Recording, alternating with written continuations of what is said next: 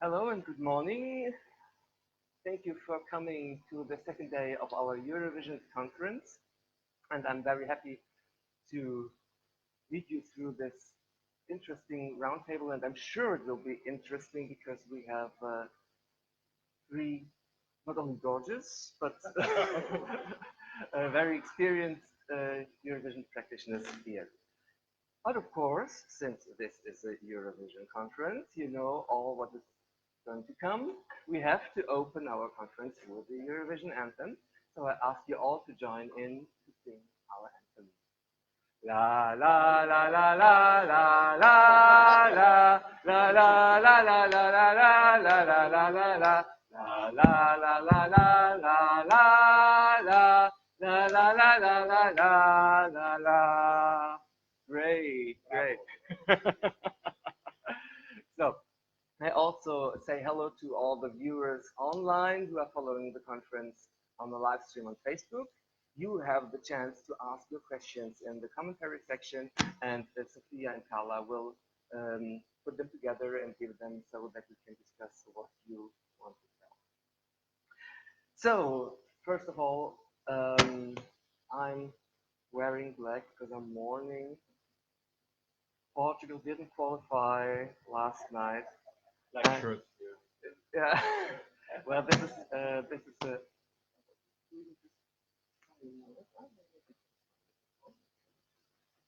So also Sophia is wearing black. So the more I'm happy to welcome Gonçalo Madaíl, the sub-director from RTP1. Thank you for joining us. I'm also welcoming Yorgos Kalpakidis. Oh, you said it right. Well, I had one semester of New Greek in Geneva, so I know how to pronounce it. And sometimes when I see Greek words, I remember I learned that once. I don't know what it means, but It's good enough. yeah. Thank you. So Nice meeting you. you're from Greece, but not only here as a Greek journalist, but as the composer of this year's Moldovan entry. And we welcome Marco Schreuder from Austria.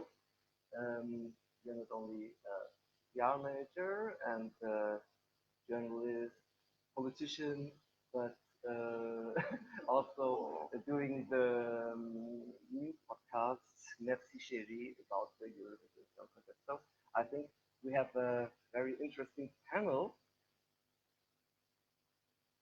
Gonçalo, you are the creative director of last year's Eurovision Song Contest. You are the coordinator of the Festival of Gonçalo. You have so many roles within Eurovision, but what we don't know, are you a fan?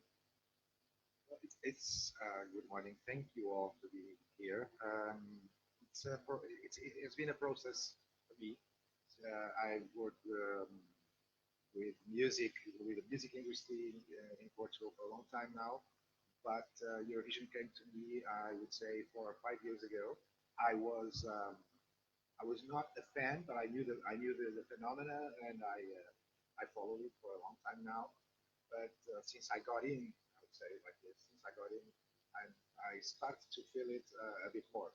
So I would say now that I think it's hard to be a fan in this sense, since I'm a bit rational, but I'm quite interested in the phenomenon. It's been a very interesting path I've been doing since I had the chance to participate in different perspectives, a bit from the inside, a bit from outside as a participant, of course. So I'm more and more interested. Maybe in 1 or 2 years I'll be a fan. Well, since you took over the Festival of Gonçalo, it has undergone a major relaunch. It was completely revamped, and after 53 years of participating in Eurovision, immediately you got the victory. So, what was your approach when changing the festival? Well, first of all, let's not forget that this is also a company bet, company commitment to the projects. For a broadcaster like RTP, this was that was a way that is being abandoned throughout the last years, the last decade, And 4 years ago, we had a chance to do, I think we had the courage to stop not participating for 1 year, which was quite shocking for the community in Portugal, the fans. But we understood that stopping should be not only more radical, but it was kind of more easy to get it renewed. So people changed, the team changed, the investment from the company changed too, and that freshness, let's say, um, was I think the big boost from our side. Then I think we had um, one major guideline, I would say, internally to to to renew the festival in Portugal, which it was to give place, space, and margin to decide to the artists directly. So there was also a kind of a hard process even for the professionals to let them come in the process, the production, the staging process, like we do in Eurovision. That was not happening in Portugal. So I think that was the major change and the major boost again to change it. Artists in Portugal, the community, the mainstream and the margins, the fringes, the independent market, the alternative one was quite divorced from the festival in Portugal. So the only way we had to change that feeling and that mood was to let them in artistically with 100% decision on their staging, on their performance, and it was also an interesting process to realize internally that we need a bit more than ourselves to do it. So we also decided to hire one or two consultants that worked truly like PRs between us and the artist community.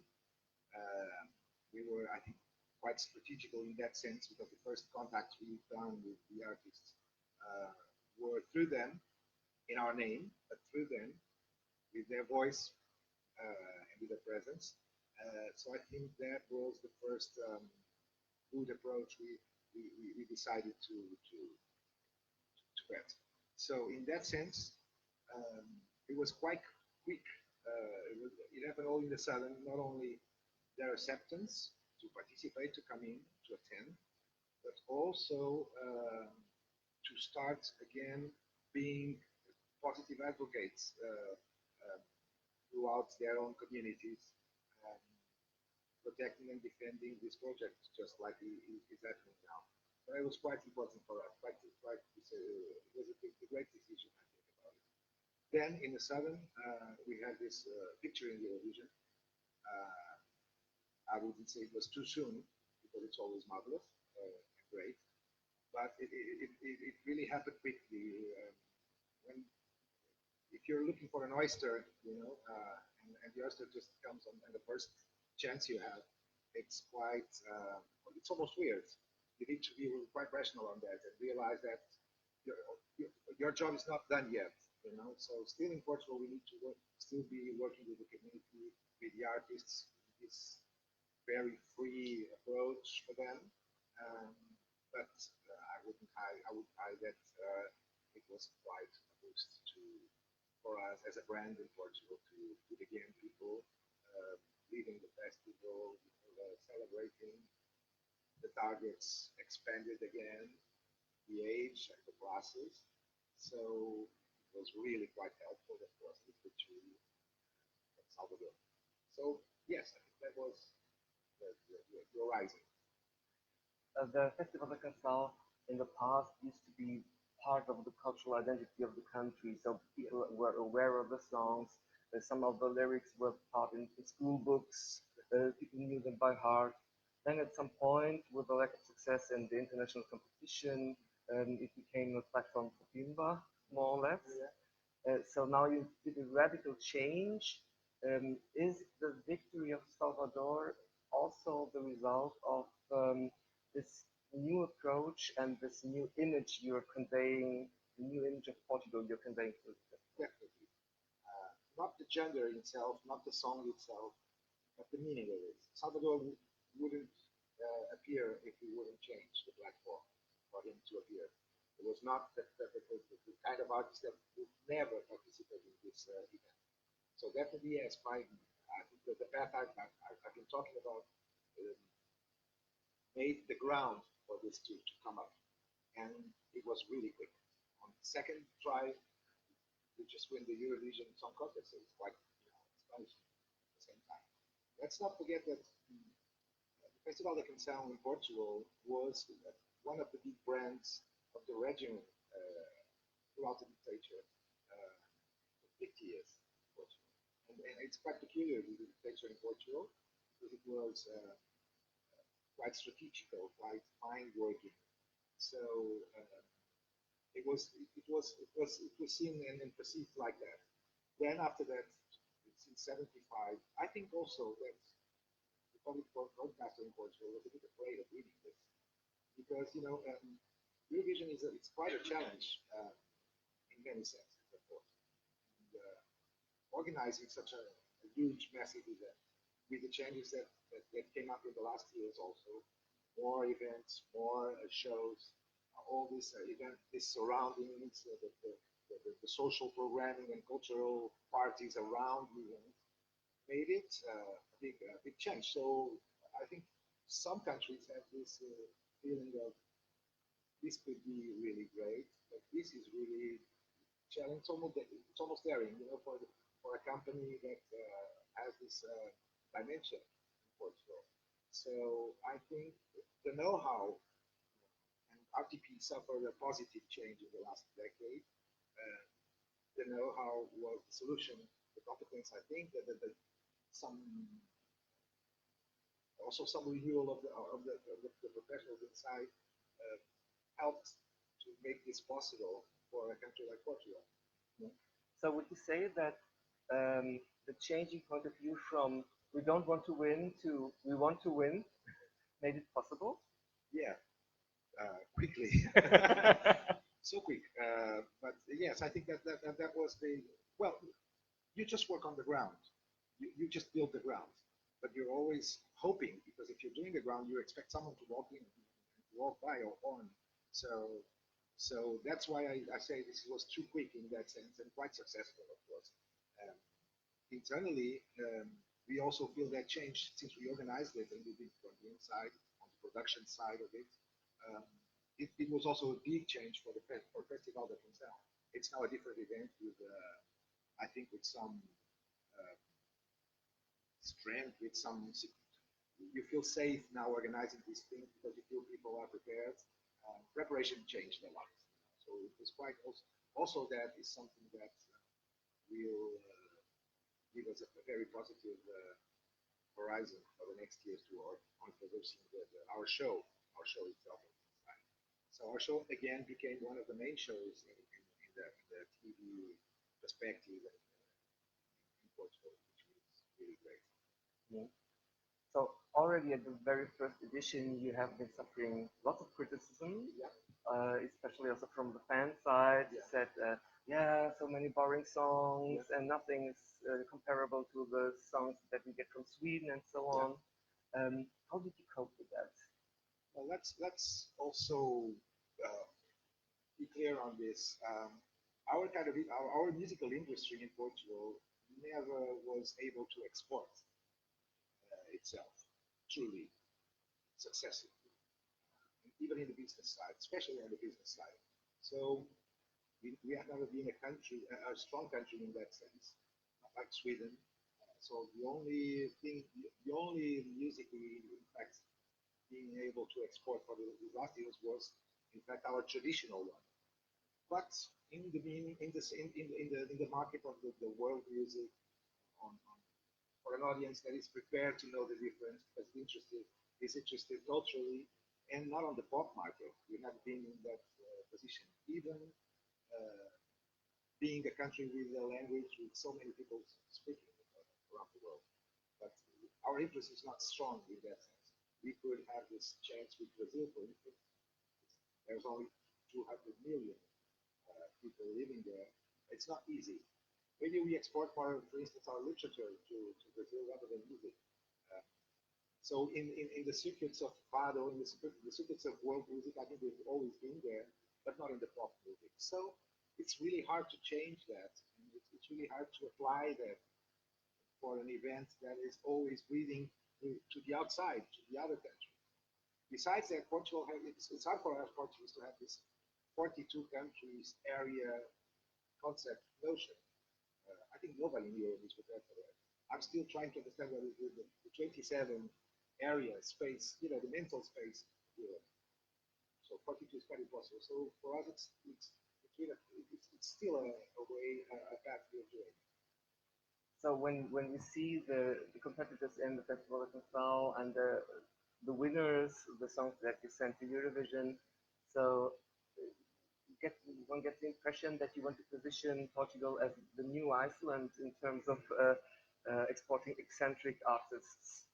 I would be happier if that should mean diversity in that sense, because small countries like Portugal most of the times are quite diverse. Portugal is quite a diverse country, culturally, physically, geographically, historically.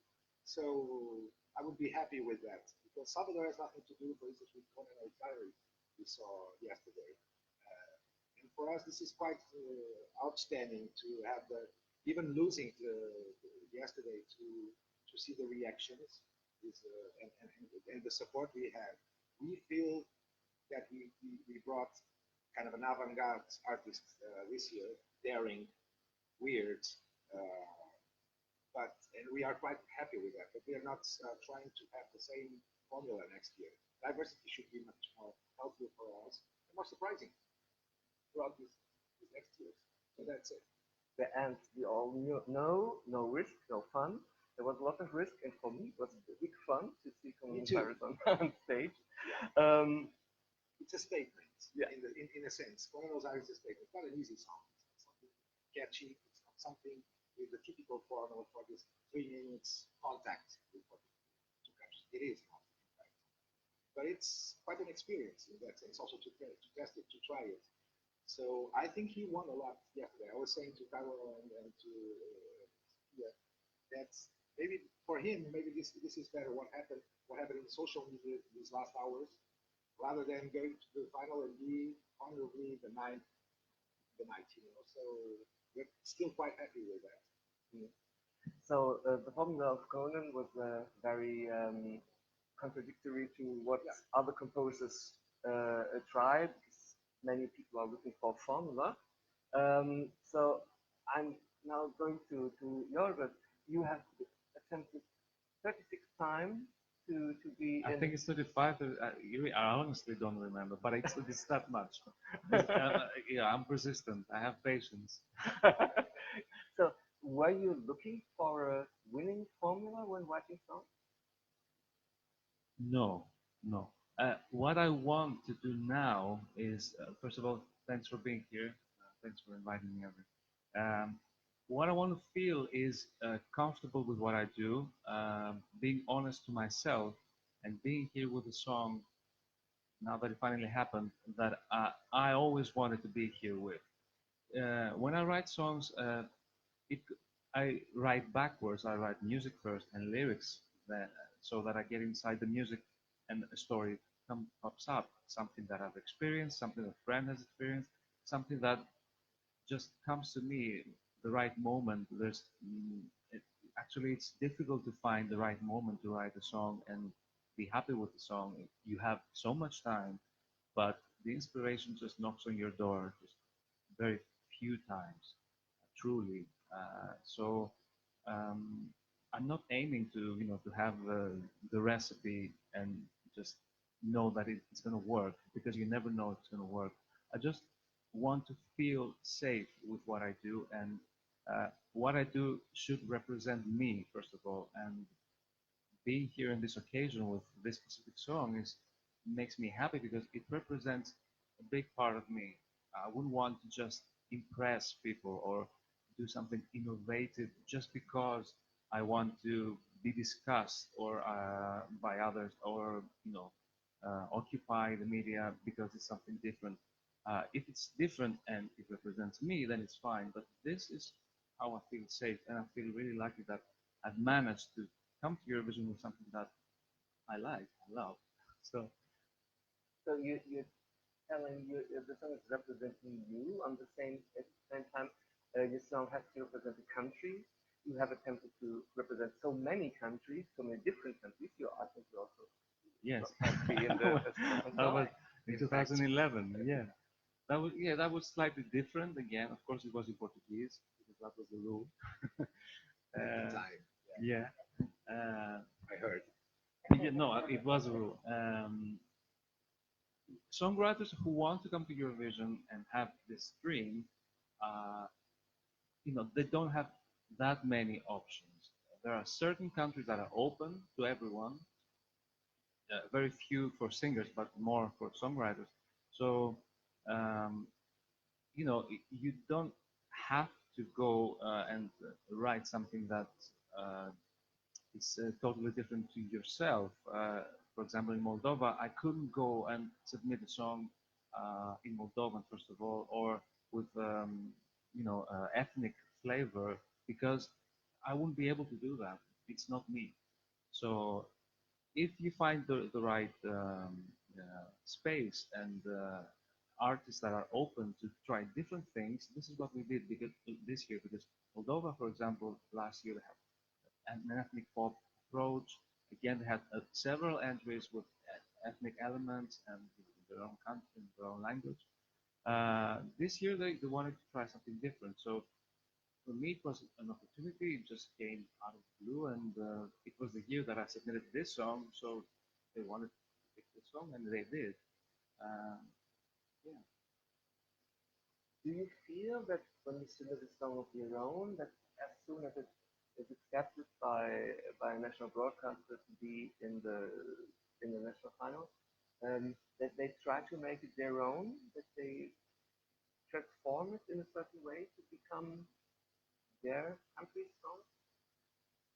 Uh, I think that they accepted the song as it was. I mean, they didn't try to interfere or say, okay, now we picked your song, now let's change it. No, and I wouldn't be happy with that. I am a good listener. I want to see what other people have to say about this because this is something big for them, for me even bigger, and it's a huge responsibility.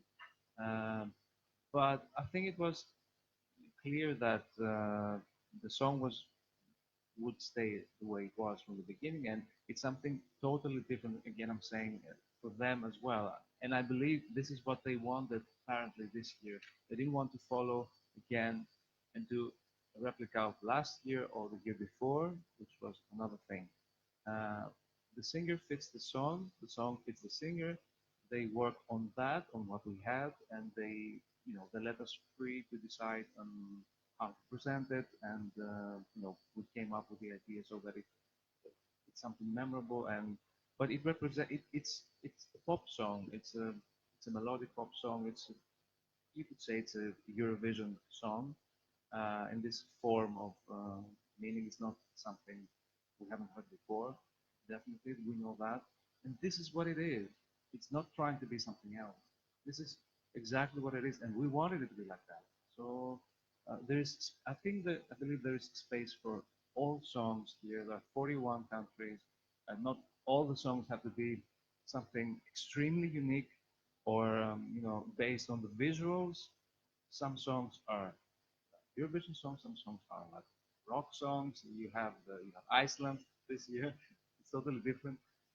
You have Portugal, which was completely different. It was out of all boxes. But I think everyone who is a fan loves this fact, loves Eurovision for this exact reason. And I believe there is space for everyone and everything, every possible genre, music genre. Talking about fans, you are a Eurovision fan for many, many years. Yes. Do you think that your role as a fan influences your role as a composer? Very good question. Very good. I believe so that uh, at a certain point you get influenced because as a fan you have all these memories from your favorite year and country and artists and songs. So uh, even if you don't want it, you get influenced. I mean, this is inside you. I mean, if you start writing, you get all these pop-ups in your head like clouds, and you get influenced.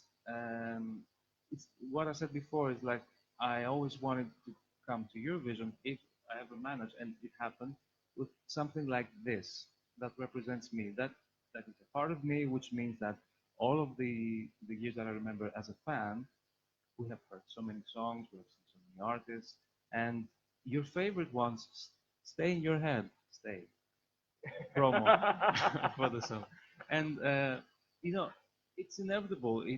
Yeah, for me, I would say what you said that is true. It's partly true, but it's not on purpose. It's what comes naturally, and to me, it came naturally.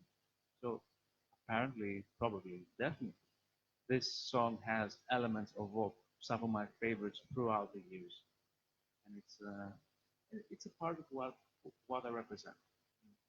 So you were you have been studying music. You have been working as a journalist. So is it music that brought you to journalism? Is it journalism that brought you to Eurovision? Is it being a fan that brought you to both? When I was very little, I always wanted to do something with music. I started as a radio producer, then jumped to television, which I also loved as a profession. Like I was saying before, I'm into antiques. I tried several different things, but music was also the basis of. I always wanted it to be a part of my life, and so I started like early 2002. I started music in Greece, and then I went to the UK to continue. Um, and I started, you know, remixing a bit, trying new equipment, and little by little, it was one thing I definitely wanted to do in my life, but I knew that this cannot be the only thing I do because you cannot support yourself through that. It's not Madonna, not Lady Gaga. It's like 10, 20, 100 people in the world can support themselves only through music. So you have to, I realized that when I was young, I was very disappointed that I couldn't support myself with that. But at the same time, I started looking for other options, uh, always having in mind that I will continue, I will carry on with music, and I never stopped. I'm, I said, okay, love this. Okay, you love this. What can you do? You have to. This doesn't leave you. This isn't lives inside you.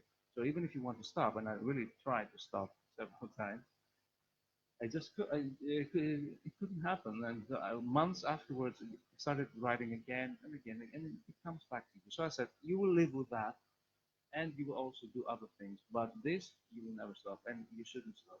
And if there is one thing I can say today is, uh, even if nobody believes that you can manage, even if you lost faith, even no matter the hurdles, no matter what, never stop. If you love something, truly love it, so just keep on trying. Because one day, a little window will open. Next time will be a door that opens. Then you see other people. Then you work with new people. Then it expands. So this is what happens to me. And now that I realize it, it seems very like very romantic, very sensitive, and like fairy tale, but it is a reality, and this is what I get from it. This is the only thing I can truly say to people if they want to do something like this or anything else. If you love it, just keep on trying. Mm.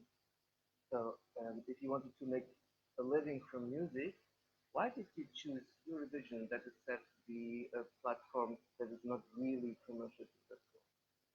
Because I love it, and I don't follow what's trendy. I don't necessarily agree with with this. I understand why people say that because Eurovision in Sweden is different than Eurovision in Greece, Moldova. It's something. The perspective is totally different. I mean, in Greece, and up until a point where we didn't succeed, maybe 8% of the population watched Eurovision.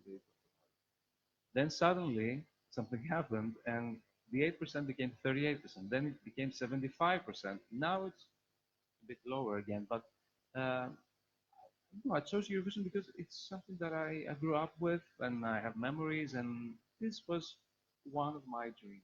So, of course, you have to try other options. There are out there. And I am trying, I have tried, and I will try again. But achieving this really uh, completes me for now and makes me hungry for the next step. So maybe after this, even bigger things will come. But for me, already this is huge. So, and like I said, it's from people's perspective, they're so different. I mean, I have friends who say, I mean, Eurovision, come on, really? Is that your dream? Yes, that was my dream, and I don't necessarily need to be judged for this because this is what I wanted to do. Maybe if you weren't here and you were like, I don't know, you were selling antiques, for example, let's say, and you were interested in that, that would be your dream and achievement if you succeeded in that. So I don't put things. I don't like putting labels on even on music. It's like everything belongs in Eurovision. Everything belongs in the charts. Like number one may be a rap song, number two may be a pop song, number three may be a ballad. I don't know, uh, heavy metal band. This is how I see Eurovision actually as a child, because I was intrigued that you could fit everything in this one night. Now it's 3 nights. So now it's Eurovision, then it may be Eurovision again, it may be something totally different. But for me, this is what it is. So Eurovision is childhood memories for you. Marco, you also connect Eurovision to childhood memories. How did you become a Eurovision fan? I started becoming a fan of the Eurovision Song Contest when I was 7 years old, and I never missed one. um, it's a very personal story. I am born in the Netherlands, so I have Dutch roots, and my parents moved to Austria when I was 6 years old. And then suddenly, when I was 7, we watched the Eurovision Song Contest in 1976, and it took place in Den Haag, in the Netherlands. And I was watching it, and my grandparents did live in Den Haag. And then I was asking my mom, so is this happening right now? Yes, it's happening right now. And in Den Haag? Yes, in Den Haag. And is grandma and grandpa watching too? Yes, they are watching as well. And then I was like, and I was sitting in this little village in the mountains of Austria, beautiful there, but far away from the Netherlands. And suddenly I understood somehow this is something which happens here and there. And this was so fascinating for me that I never stopped loving it. And this is, and then my whole way of Eurovision is, I always loved music already as a child. And I think every Eurovision fan loves special things about Eurovision, be it languages, be it cultures, be it music. I think music is the most important thing. And we all have very different tastes. For example, I much more prefer to watch Festival de Gonçalo than Melodi Festivalen. This is much more my music than Sweden. But I know that the majority love Sweden much more. But if I would respectively have to choose Eurovision winners, I think Italy will win 20 times, and not Sweden. But this is what Eurovision is about. It's about finding your personal favorites. I mean, I never had a chance to know more about Estonian pop music.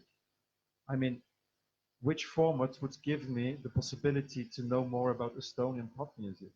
I even didn't know where Estonia was as a child, and this is that is the beautiful thing about Eurovision, and yeah, that's why I never missed one.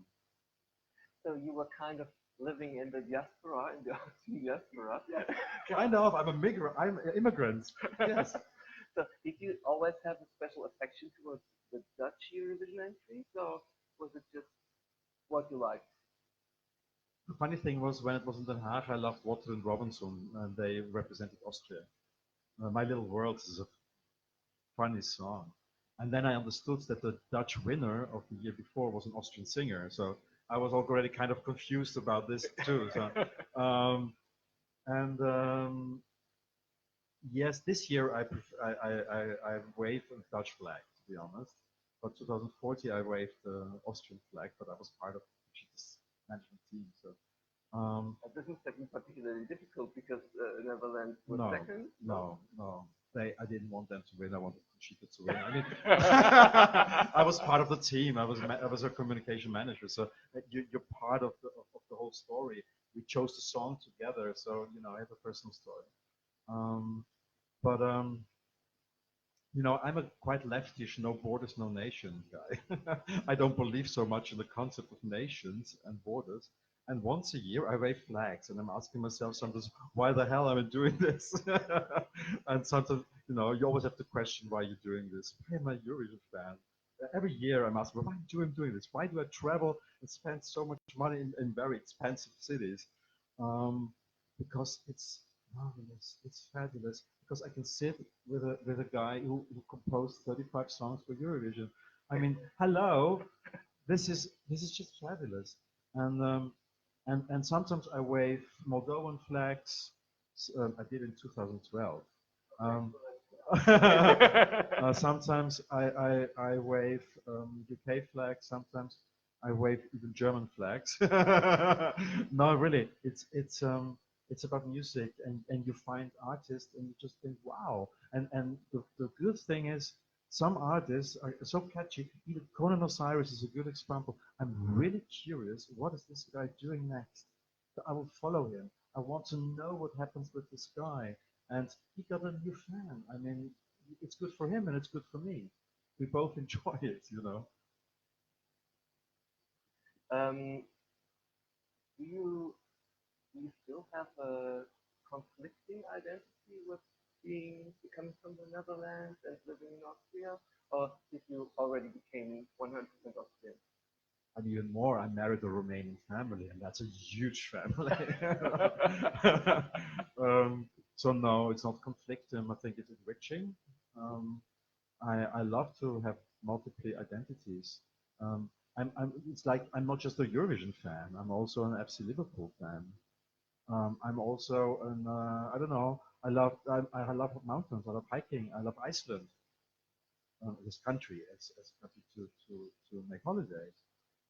So I mean, we all have multiple identities, and I think if you have a conflict with several identities you have, then you have a problem with yourself. If you're comfortable with yourself and you know yourself, it's okay to have more faces. So you're also a politician. So, but yeah, I think you're still a political person, let's say. Did it change when you were working for special parties, for Wien? Did it change your approach to Eurovision or the way you saw the show? Well, because I'm from the Green Party, I always have to explain why I took an airplane and not a train.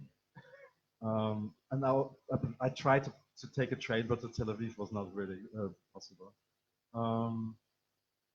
No, not really, because Eurovision is so part of my personal life, and even as a politician, you are not okay. You are in a public area, and you're representing something or an idea or your ideas, but it doesn't change anything because I'm still a private person who is a Eurovision fan. And the only thing was that I could explain why I'm a Eurovision fan, because I was very open and out.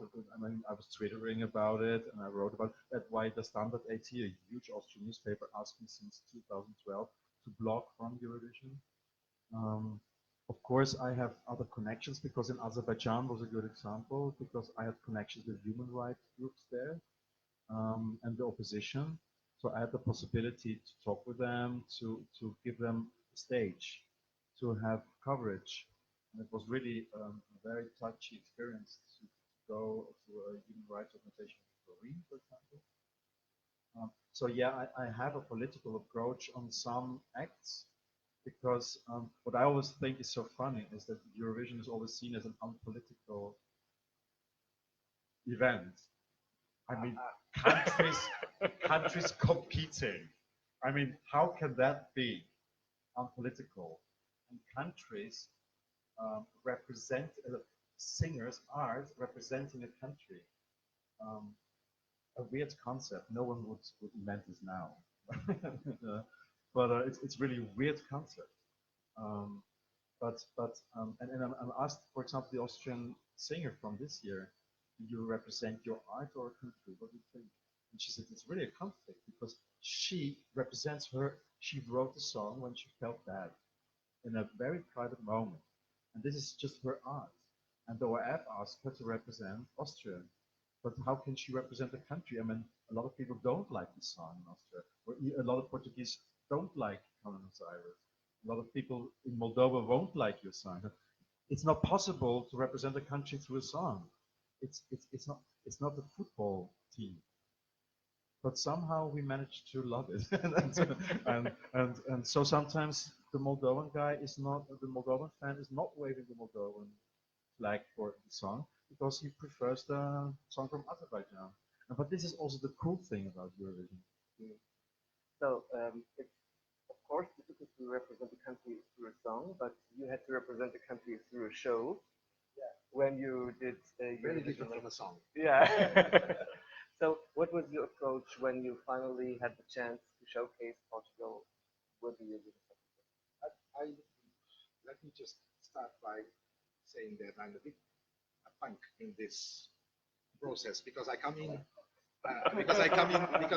not in the bad sense, not in an alternative sense, but I came in quite in a sudden and quite recently. I'm not an expert on the Eurovision history.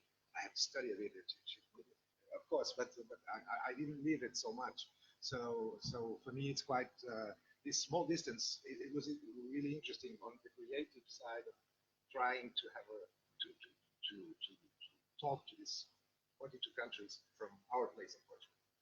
So in that sense, it was quite obvious for us that we needed to build quite a consistent and simple idea. I think that's political too, in fact, which was for us to try to understand.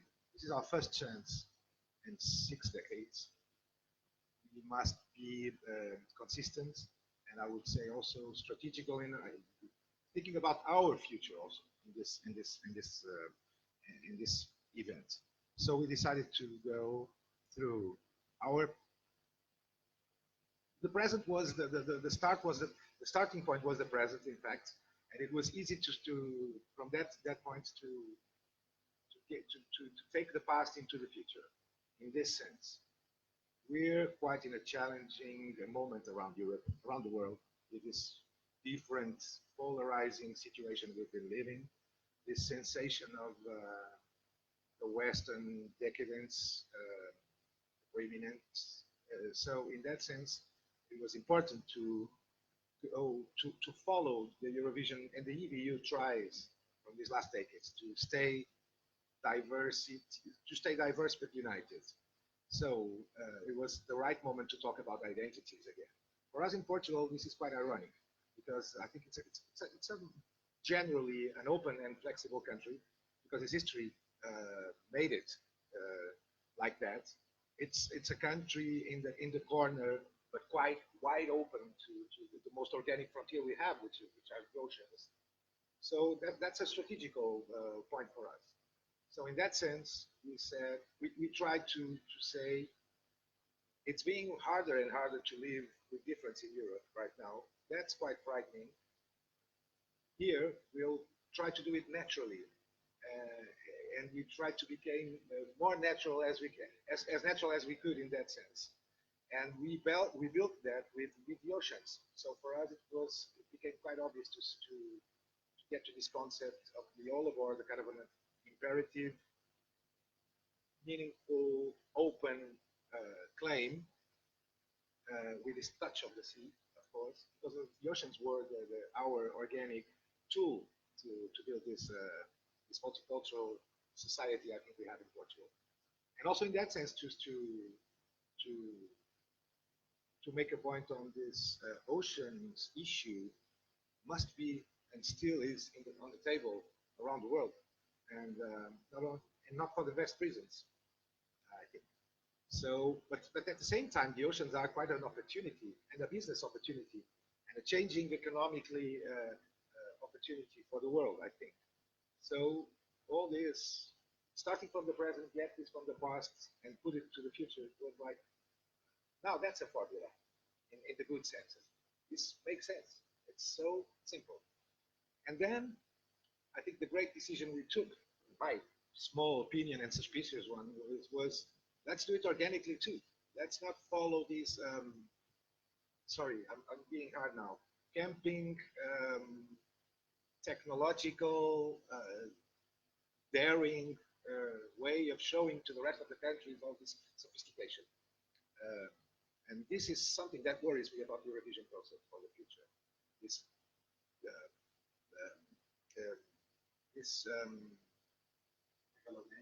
yeah, and this need sense of showing the future and this sense of sophistication, especially from the Western countries, that shouldn't need to still, insist in that sense.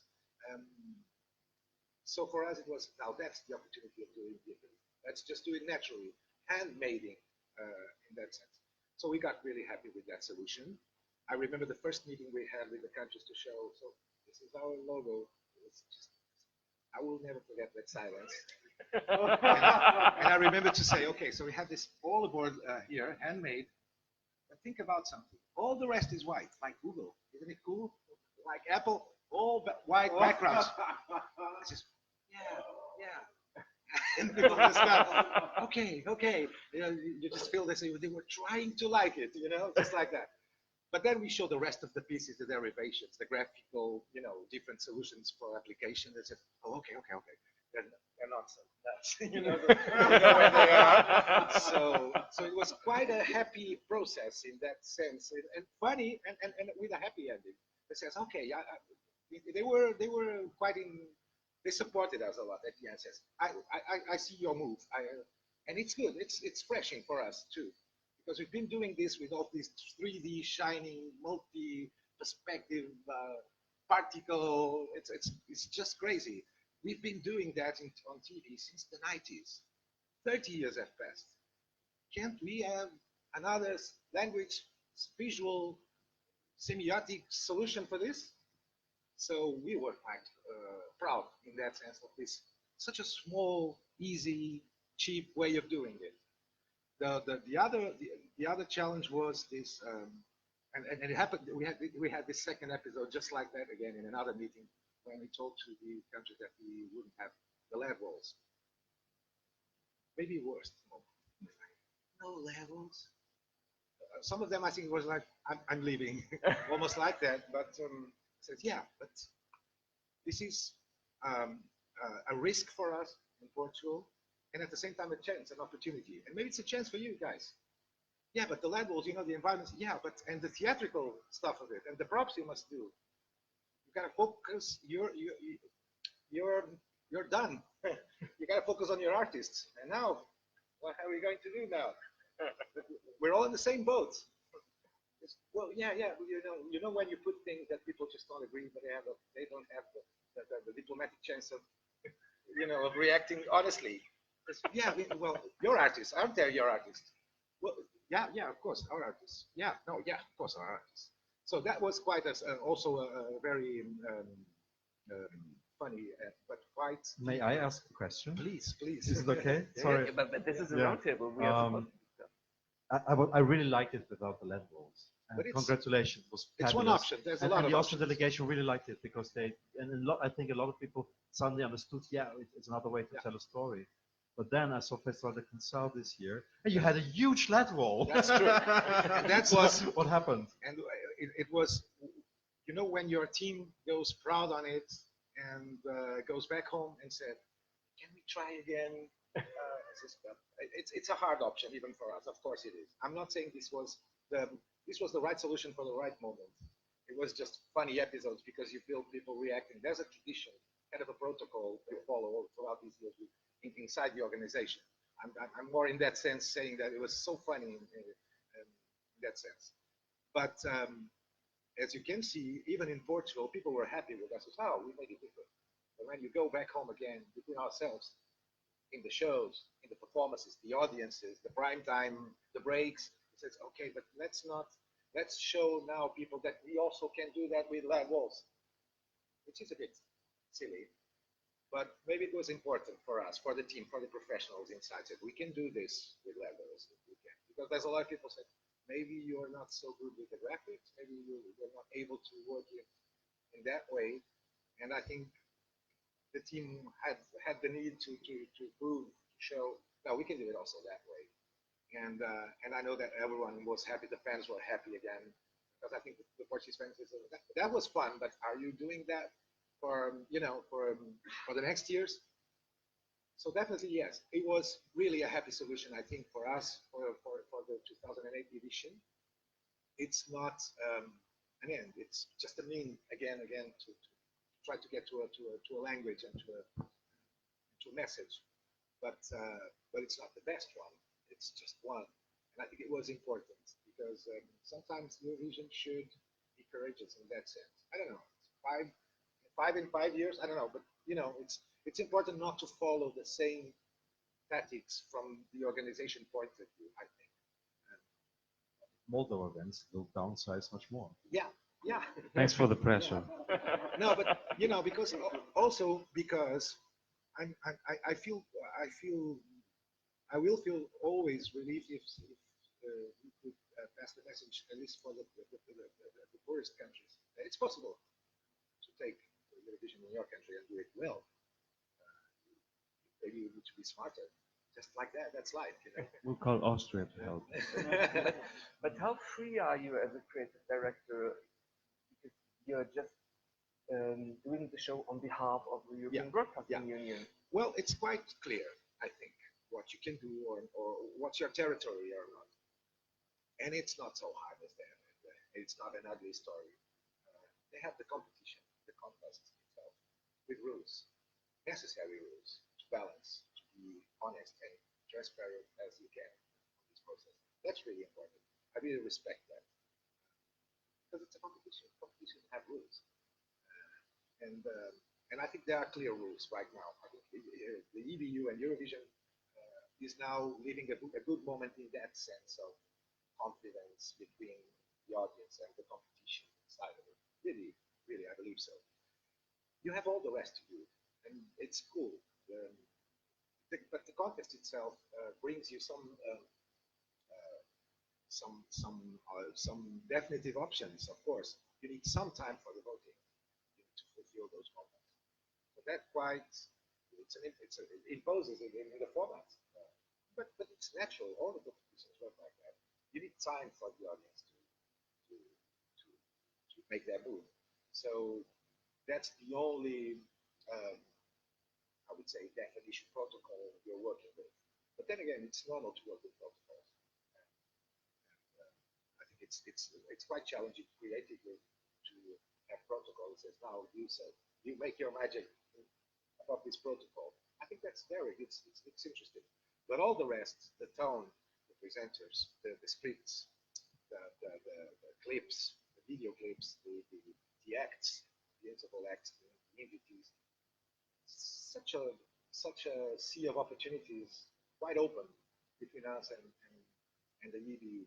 I think the EBU supervises only in the sense that is that with the right quality, the right clearness. That was something quite interesting that the EBU was always worried about. It says, okay, you have your own clip making fun of this or that, but is that clear for everyone?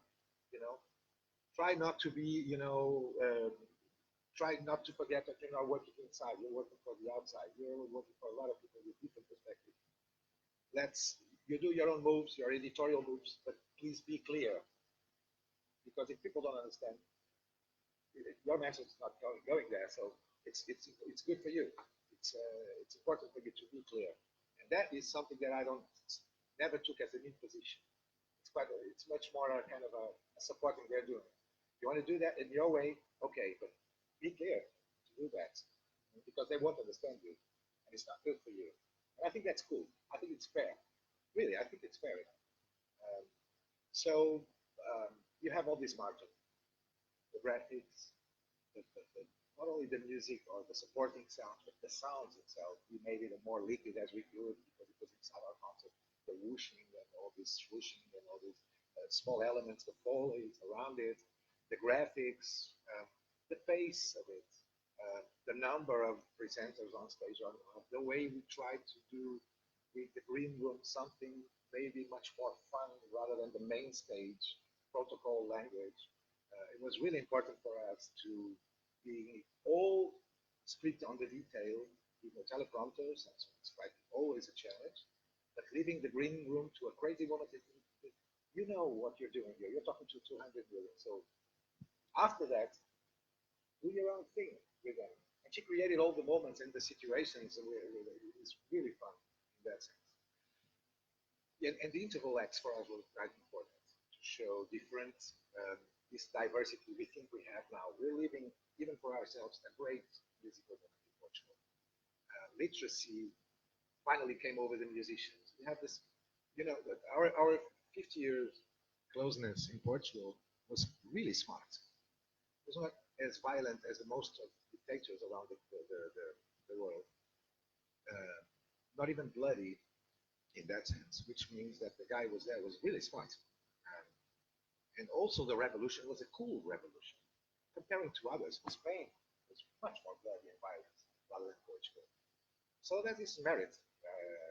And also it was a kind of a mind control dictator in the sense of people in Portugal were used to be stay poor and short and the outer problems will come to you. This is really smart. It's a fear of manipulation, of course, but it's really smart. So taking again people from that sense of smallness, it's not easy. And I think literacy was the answer. Portugal has this index of social ascension quite quick, I think. It was almost a miracle. We've done that in 30 years. So now I think music, not the genders, is more capable in that sense, even more competent, in that sense. You see that from the relations between the musicians. They're partners. They know there are small markets and they need to be smart. So they collaborate a lot, really a lot. They're really friends. We're always, they are coming up new names. This guy is working with them. They have a different name for this and that. All, it's you're just feeling that. And it's coming over. Even through Europe, we have lots of different new artists on the electronics, on the alternative, doing tours around Europe, not only with following our ethnology, let's say. So that's really a big sign for us. And it was the right moment to do so. To put Fado, to put our connection to Africa, to the electronics, and of course in our arena, of course, Salvador with such a massive star as Caetano Veloso.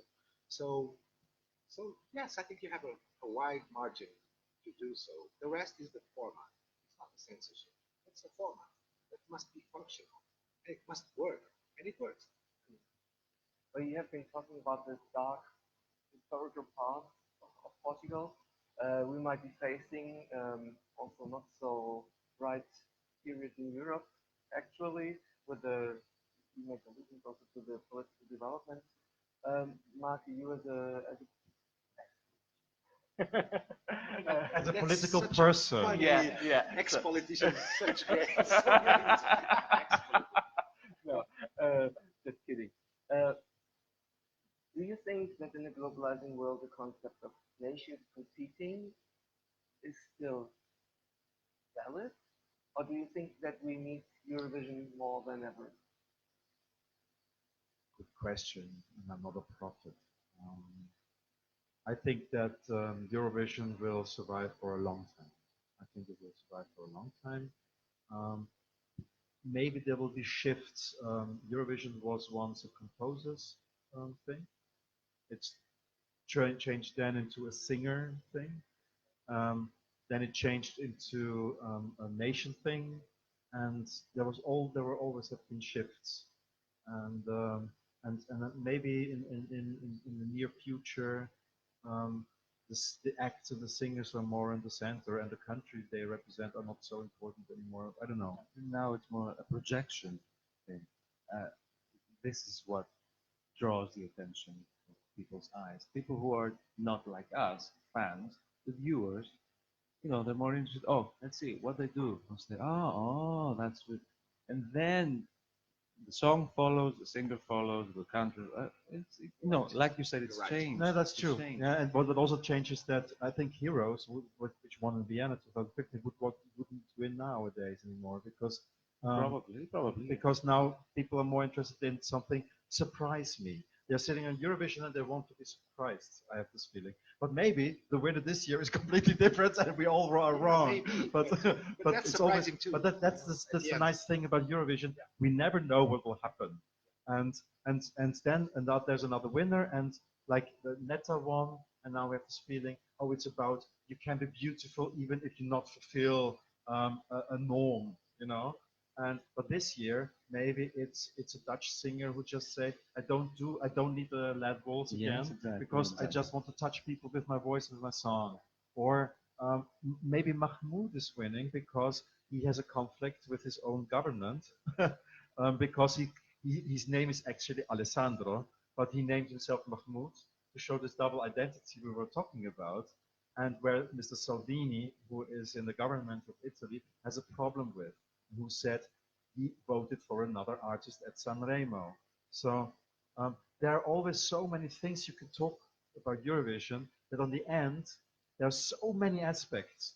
And there's always another aspect which will be in the main focus in 1 year. The next year it will be another focus. And that is why Eurovision will survive, because there are so many things. But sometimes it's just music, because it's just a nice song. I think you both explained it so well in that sense. This works with it's globally. I think it's really important to keep Eurovision around because it's still a mental image. These people stand together with the same rules, still come even with all these devices or all these perspectives and different trends throughout the years, which is good, which is cool, and surprising. If someone starts leaving, now that's really sad. Europe right now, it's also, I think the identity problem we have in Europe, it's also a mental image. So if this mental image, these people once in a year still gather all these 42, okay, that's still a good thing. So hopefully, yeah, I'm totally agree with you.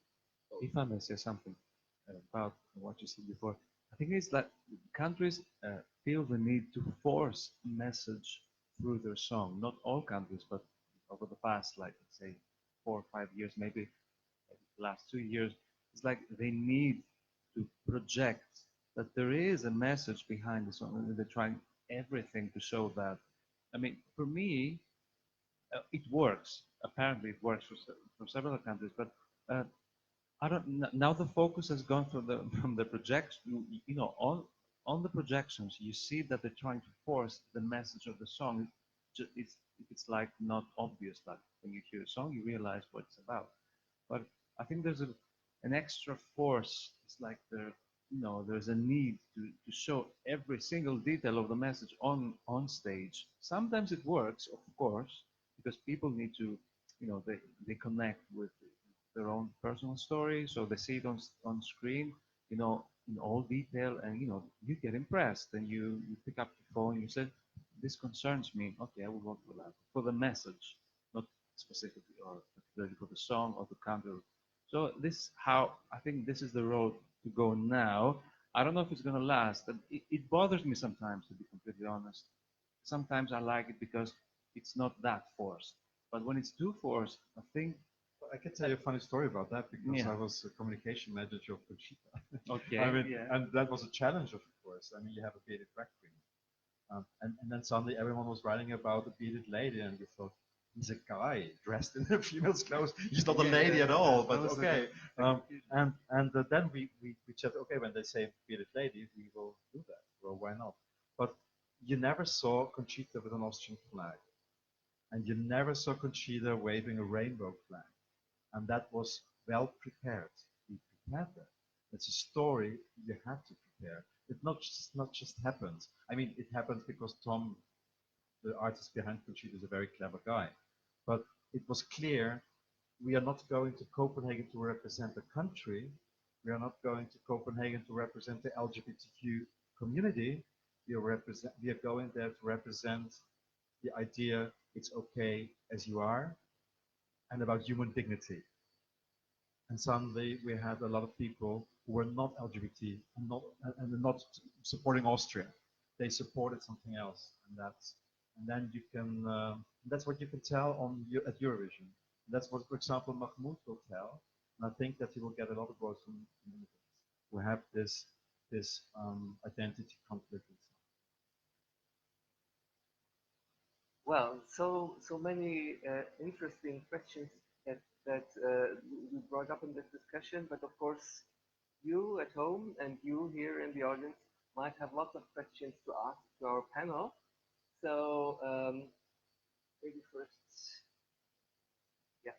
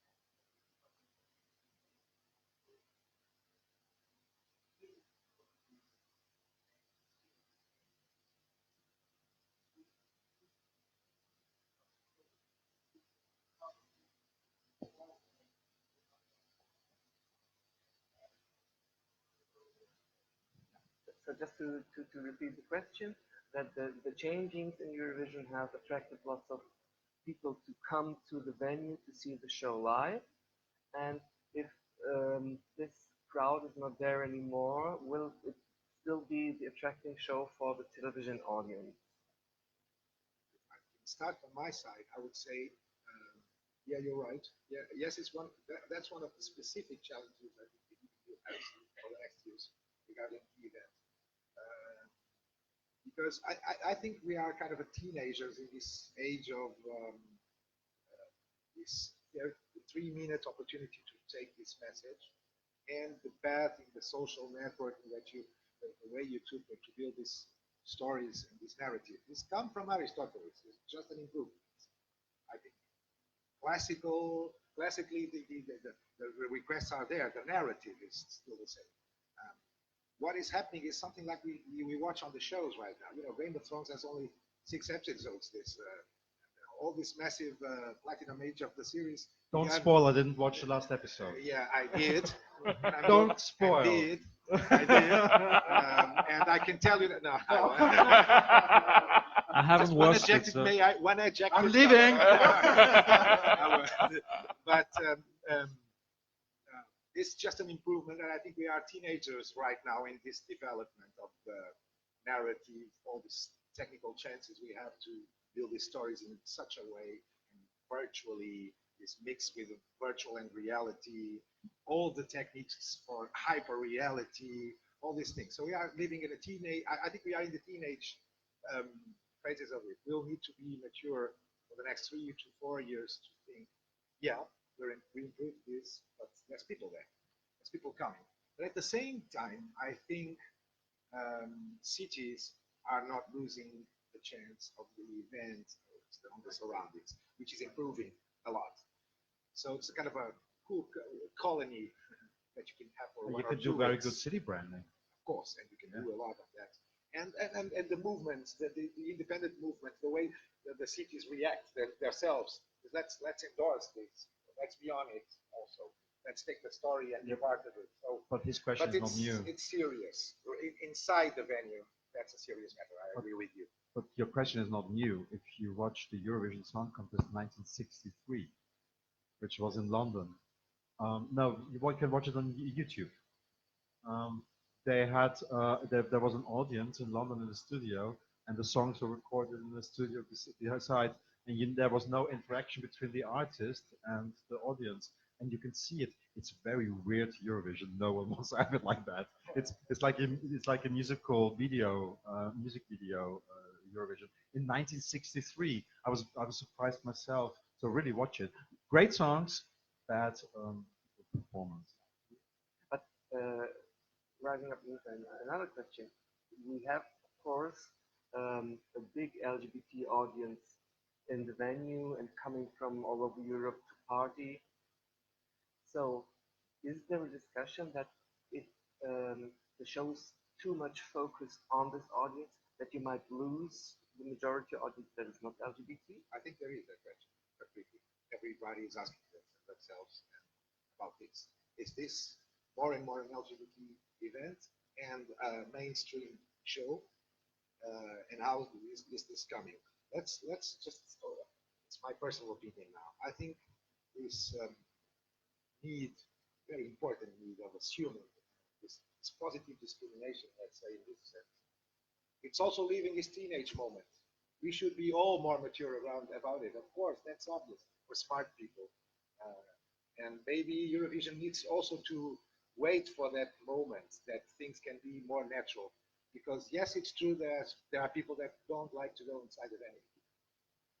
Which is yes, they might feel uncomfortable. They might think that they're entering a different zone that doesn't concern them or worries them. Yeah, I hear that also. I mean, I don't know, things are different from country to country, but like I suppose in Portugal, like in Greece, like in Moldova, like in Romania, it's different rather than in Austria. It's quite different, or the Netherlands.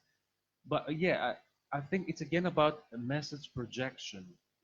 If you see it as on a wider screen, it's like again Eurovision itself is projecting this kind of message that okay, if you're considered in the contest and you want to be a part of it, that doesn't concern you. But people who are not fans, who are not journalists, who don't attend like year after year, then they see that on the screen or they get this message, they might feel uncomfortable. They might feel that maybe I'm not included. Maybe I shouldn't watch. Maybe I shouldn't support this kind of.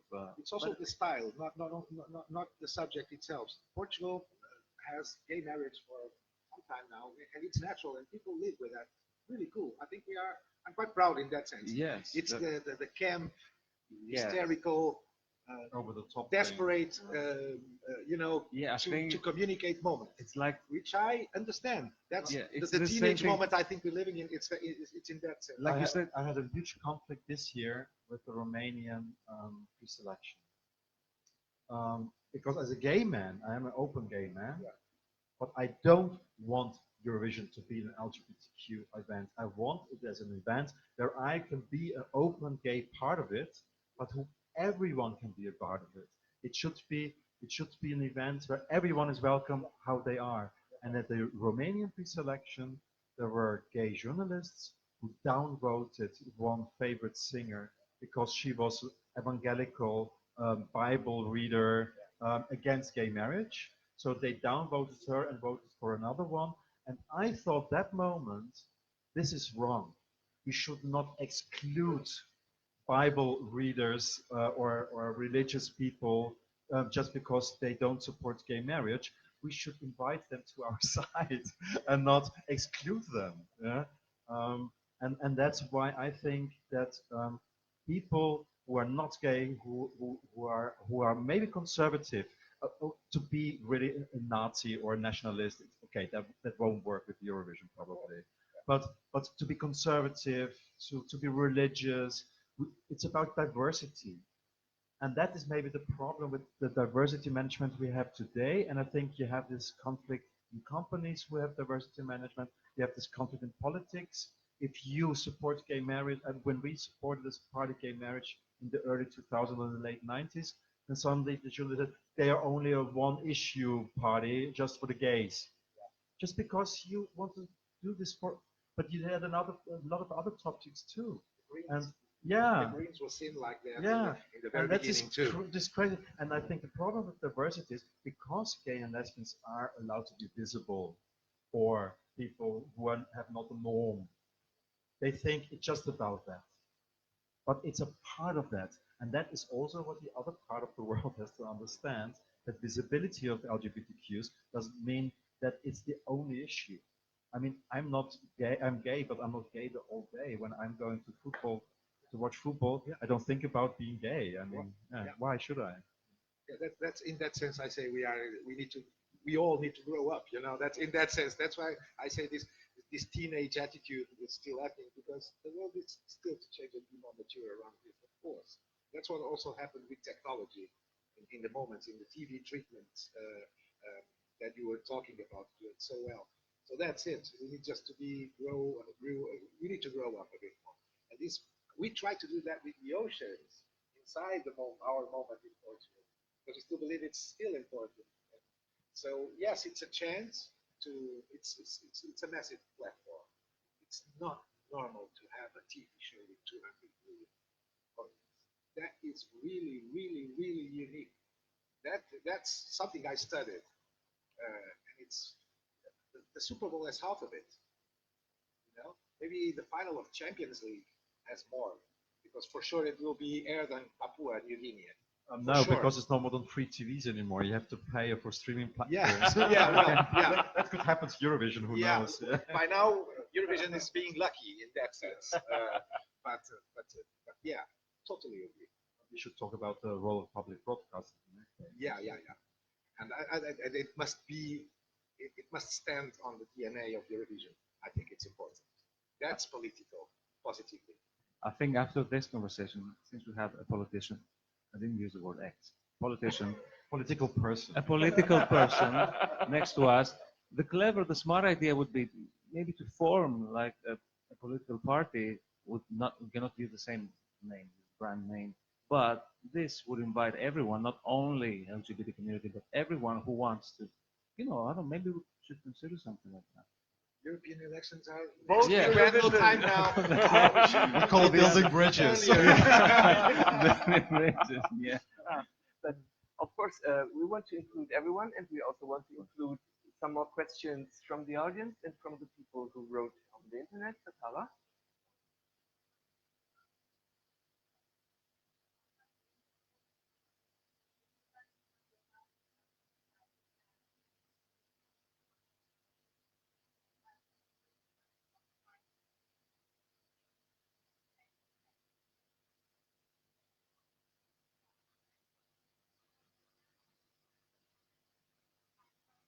First time I didn't bought a ticket. So the question is about the prices to get a ticket to enter the arena. So is this another way, not to a barrier to inclusion of people? I think it is. Sorry. Yes. No, go ahead. He's the one with the less spoken words, so go ahead. Thank you. You see what a political person does? He knows. He knows. In the back. Yeah. No, I think that. Thanks for the question, and I think they're absolutely right. I mean, also because of the fact that Eurovision, let's face it, it has become a TV spectacle. So having this, not in easy access because of the prices, it makes it easier for people gathering at home, wanting to watch it at home and watch the TV spectacle, which is Eurovision, with all these visuals and stuff. Like you say, when you go into inside, the feeling is sort of different. If they always now focus on the screen and the projection, people who go inside have a different feeling from the people who watch it at home. So in combination with the high prices, which are extremely high, let's face it. I mean, I remember like 10 years ago. It's not working. 10 years ago, I can remember that it was very easy to get a ticket. I mean, at any time at a very low price. And it was it didn't even bother you. I mean, it was a fact that if you go to Eurovision as a fan or a journalist, you will enter the arena. Now it's something you already know, like months ahead, that it's not possible, and I'm not doing it because it's you think that it's okay. I'm gonna live the experience from the outside. Maybe it's even better if you join in with friends and watch it from the fan zone area or the journalist area. And now, I mean, for the hardcore fans who really want to be a part of this inside, having this barrier that doesn't allow them to, to enter, it's funny. It's really funny that this happens, and it's open to people. Of course, it's in their city; they want to attend, and it's nice to have the local people here. But for the fans who want to scream and shout and let it all out, and have their flags or whatever, it's a problem, and it should be solved somehow. Yeah, but the EBU is also excluding poor TV stations. I mean, Bosnia and Herzegovina or now Bulgaria are not participating, and there's no rich country or there's no EBU saying, okay, you have problems, all right, we are going to help you. We want to include all TV stations. They say, you cannot pay, so you can't be part of Eurovision. Sorry. Yeah, this will be interesting to have you. I should speak before you. We can talk about inclusion. No, of course. I will be critical also in this. It's more or less up to each country to put the prices, not to EBU. But countries need to put the prices because the requests for the format on contract for the country to organize it are really hard and tough. So it depends. If it is in Albania or in Portugal or in Greece, it will be definitely different from Sweden or Norway or England, or of course, because it's reality. We know that. Everyone knows that. So in that sense, EBU should not forget that the support to the countries is really important. The share of the knowledge between countries year by year, it's really, really important. And I know that, I felt that on my skin, to have or not have the right information to organize this. We've done a Euro Cup in Portugal already in 2004. We have 4 years to really think about it and plan. You have, Jono Lassan told me in the very moment in Kiev, says, this just fall on our backyard. You have 11 months to put this thing together honorably because you want to do it right. So it's a commercial challenge. In years you have Euro Cups or World Cups. It's a massive commercial challenge to get the right announcers to come in. So maybe that will, of course, be a consequence on the pricing you have. But still, I felt that in Portugal. We sold out the main shows in a sudden, and we also, regarding our efforts, so a bit more expensive and maybe we will sort it out. It's really important not to do that because each broadcaster has also its own responsibility. It's public service. You shouldn't be charging loads of money on events regarding you as a public service because it's not right. It's not in the DNA. It shouldn't be. Legally, it is not. Formally, it is not. So it's a massive challenge, and I think it's a responsibility shared between EBU on one side for what you're being said. Of course, it's a shame to have countries not coming over because and it's also a shame that you have countries afraid to win. Yeah. It's a shame. It shouldn't be the Eurovision flag, the DNA. But it isn't also the DNA. It shouldn't be the DNA of each public service, each broadcaster in each country. So shared fault for everyone in that sense. I totally agree. Now, sorry, Irving, for what you said. It's funny that in Junior Eurovision, people are not, countries are not afraid to win because they're not supposed to organize it next year. So it's like different standards. Maybe it's because it's smaller, but it's a very good point that you made. And yeah, it's true. They are afraid to win. They really have this big. I know that because we were for a lot of years. Yeah, it's true. Us too. In I Greece. was not there, but people who was told me. So I'm talking the first person in that sense. People say, let's just be honorable there, but please, When don't do it. Second is fine. You know, maybe we'll kill you in the very. Well, I know these discussions from Germany as well. Just wanted to add some comments on inclusion or exclusion due to the prices. I think that the ticket prices and accommodation and everything, not only in Tel Aviv, but I think for Eurovision in general, might prevent also a lot women to come to Eurovision. Because if you are a mother and have to care for children, and you have to bring them all to a different country, this might be a very expensive thing.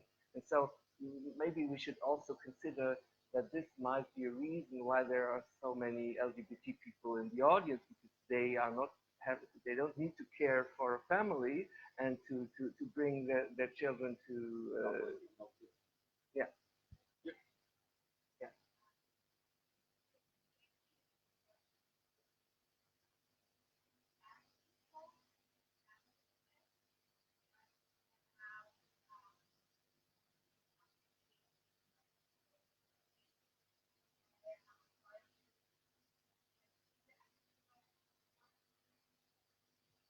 It's a family show. It's not a family event by now. It should be, and every broadcaster should be smart if it can get it from their own resources. We watch football and we know how football events work right now. Eurovision is on the pantheon of a short list of events that move people all around the world for entertainment. So they must be smart, and I think the way is to explore the announcers because they are the ones now aiming to telling stories to their targets, to be part of, be engaged, be involved, and all this stuff. So they should be the ones to help improving that in the conditions, in the endorsement of the logistics to come to make these people vote. Because on football, I would say I'm not really sure if it's already a family show, a family event, but it's getting to that. It's getting there. Well, I think there are two Eurovision events. There's one Eurovision event where the Eurovision takes place in the host city, and there are the events home in front of the television. I think they're two totally different events. Yeah, so it's a family TV show, but not an event, like I said. This is what it is. Brands are so smart nowadays. You see, ambush marketing, endorsement opportunities, endorsement logistics. I'm with you. I'm helping you. My bus is greener than yours. Let's come with me. Let's have holidays on Eurovision and stay there with the packets and this and that. So let's take them because they're smart doing that, and they got to help this. They're doing that in sports. Why not doing that in Eurovision? So we have another question in the audience, Maza.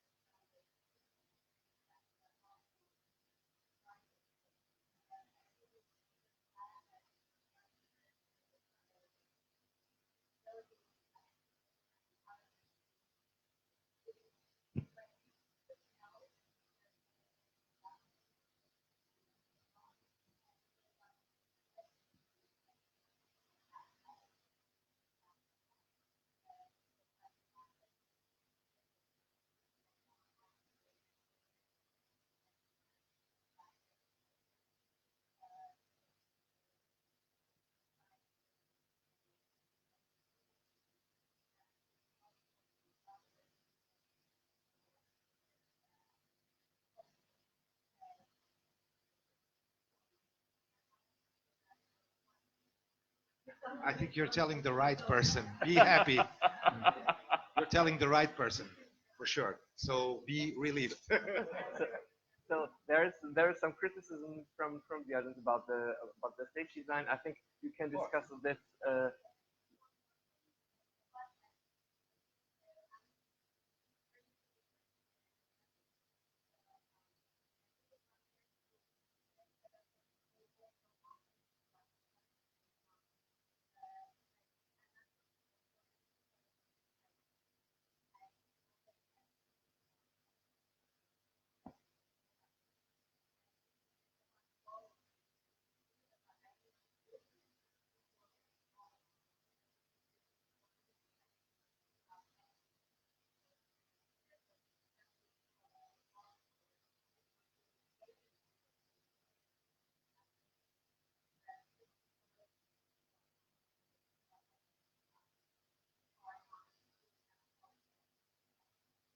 What is quality in that?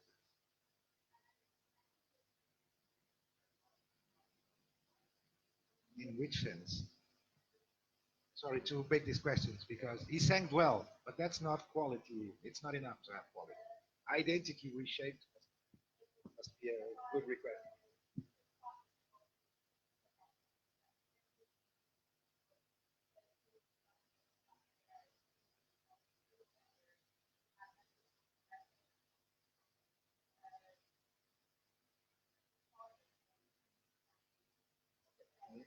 I want to add this if you want, and you're right. Conchita wouldn't have won if she wouldn't bring emotion and touching people, also with the voice and with the song And great and with singing. how it sounds. Of course, it's the package. You are totally right. But what I found out is if something is winning Eurovision, if there is one pattern I see always, then it are emotions to touch people, and it can be fun. It can be like meta. It can be a political thing. It can be melancholic. It can be whatever. But it's always something that is touching people. And I think that's the only pattern you see when That's why I was asking just to understand what quality could mean here, because identity is inside that package of quality too, because it's a shaping story, a story that is being shaped. So I think it's all together. You know what I mean? That's why I was asking, just to make it clear to me. Yes. Okay. So I see that quality and this question is very causing an animated discussion. So I suggest that we are making this the topic of our next Eurovision conference. So quality, aesthetics, and everything related to this in Eurovision. So that's ironic. In audiovisuals, when we say the term production quality, is almost like, most of the time is like you can feel the money you spent on screen. So, production has this series has production quality. So nobody was, you feel the money. It was expensive, like Game of Thrones. You see the money there. Don't spoil. I'm just giving you signs, but I don't know. So we have another question from the audience.